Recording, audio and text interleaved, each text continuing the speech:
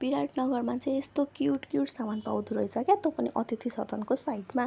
So high everybody, म चाहिँ यत्रो दिनदेखि विराटनगरमा बसेर मलाई चाहिँ यो ठाउँको बारेमा थाहा पनि थिएन कि। सो यो चाहिँ ठ्याक्कै अतिथि सदनको साइडतिर रहेछ 169 मार्केट, जहाँ चाहिँ इच एन्ड एभ्री प्रोडक्टहरू 169मा पाइँदो रहेछ। र कस्तो क्युट क्युट सामान हो के, सबै किनौँ लाग्ने।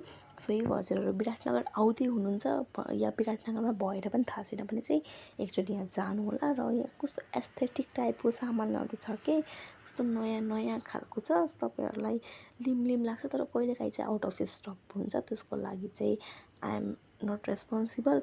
सो अहिले भर्खरै सामान झरेको रहेछ, एकचोटि जानु होला। र क्युट सामान छ के क्युट, र मैले चाहिँ के किन देखाउँछु है त। सो सुरुमा चाहिँ मैले एउटा बाउल किनेँ जसको प्रिन्ट चाहिँ यस्तो भोपाल थियो। त्यही प्रिन्ट मन परेर चाहिँ मैले लिएँ। त्यस पछाडि यो जुस पिउनेलाई के भन्छ आई डोन्ट नो, यो लिएँ। अनि यो चाहिँ एउटा लुगा राख्ने कन्टेनर टाइपको रहेछ, तर कति लुगा अट्छ भनेर चाहिँ if you guys want to know then I will tell you. त्यस पछाडि लास्टमा चाहिँ मैले यो ट्राभल फ्रेन्डली पाउच किनेँ। यसमा चाहिँ हामी टोनरहरू बनाएर स्टोर गर्न सक्छौँ। सो मैले चाहिँ यो किनेँ। सो आजको लागि यति नै, बाई।